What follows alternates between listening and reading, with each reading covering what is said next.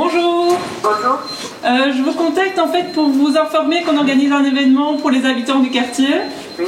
En bas de votre immeuble, je ne sais pas si vous avez vu, il y a des grandes tonnelles. Moi par exemple, je suis à la maison médicale Un bricot est divisé en plusieurs étapes. Il y a la phase préalable, donc préparatoire. Donc là, c'est prendre les premiers contacts dans le quartier où on va aller travailler. Lorsque ça s'est fait, il y a des personnes qui sont des référents associatifs qui, eux, vont commencer à mettre en place ce qu'on appellera un groupe, un comité de regard en fait. C'est en gros un groupe qui va être composé d'acteurs, tous les gens en fait qui travaillent la question du quartier collectivement. Et donc ces gens vont être amenés à travailler ensemble et donc à nous donner un premier regard sur le quartier, une première source d'information sur ce qui se passe dans le quartier. Lorsque cela est fait, il y a une marche exploratoire. C'est le moment où nous, en fait, on va commencer vraiment à découvrir le quartier. Donc on va marcher et explorer le quartier. Et du coup, ce sera une personne en général du comité de regard qui se sera proposé de nous faire une petite explication de son quartier, comment elle voit son quartier. Ensuite, il y a le bricot à proprement parler. Pour moi, le bricot est un dispositif d'accueil en soi. On accueille les habitants avec du café, des biscuits, voilà, de manière à ce qu'ils se sentent bien et qu'ils puissent se poser assez longtemps. On les accueille aussi pendant le temps de midi avec un bon repas. La plupart des gens qui viennent ont l'envie d'échanger, de se rencontrer, de parler.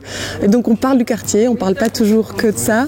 Et puis nous, notre posture de chercheur, c'est d'aller vraiment vers les gens et donc d'être dans une posture d'accueil. Toujours là avec le sourire et toujours aussi être dans une posture d'écoute attentive. Et donc nous, notre travail, c'est déjà pendant les 3 jours, c'est de discuter avec les habitants et récolter leurs paroles. Et puis c'est de la restituer à la fin des 3 jours, à la fois aux habitants qui le souhaitent et aux acteurs du quartier. En fait, les restitutions, c'est des temps qui sont hyper riches parce que les habitants réagissent, les associations réagissent, on voit qu'il y a des chouettes dynamiques qui se créent dans ce temps de restitution.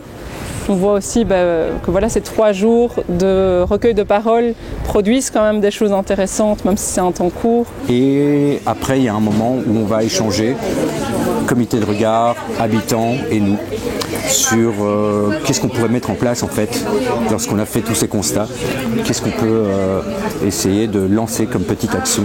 Les retombées des bricots, elles changent fort d'un quartier à l'autre, en fonction des thématiques principales qui sont abordées, en fonction des acteurs aussi qui sont présents, mais il y a des actions qui se passent qui peuvent être de l'ordre de l'espace public avec des constructions de mobilier urbain temporaire. Il y a parfois il y a une dynamique habitante qui s'est lancée aussi dans un quartier avec l'occupation d'un espace. On a des activités qui se mettent en place, des cafés politiques, des animations. Voilà, où parfois c'est aussi des démarches qui se jouent plus au niveau plaidoyer, au niveau de la commune, des demandes de dératisation, des demandes aussi de réaménagement urbain. Les habitants sont souvent contents des 3 jours et ce qui ressort surtout des bricots, c'est que ils auraient envie que ça continue en fait, que ce genre d'espace où on peut discuter de son quartier, discuter de ce qui va mal chez soi, manque. Voilà, les gens sont isolés et ils ont besoin de pouvoir se rencontrer et discuter dans un espace chaleureux comme celui qu'on essaie de créer dans les bricots.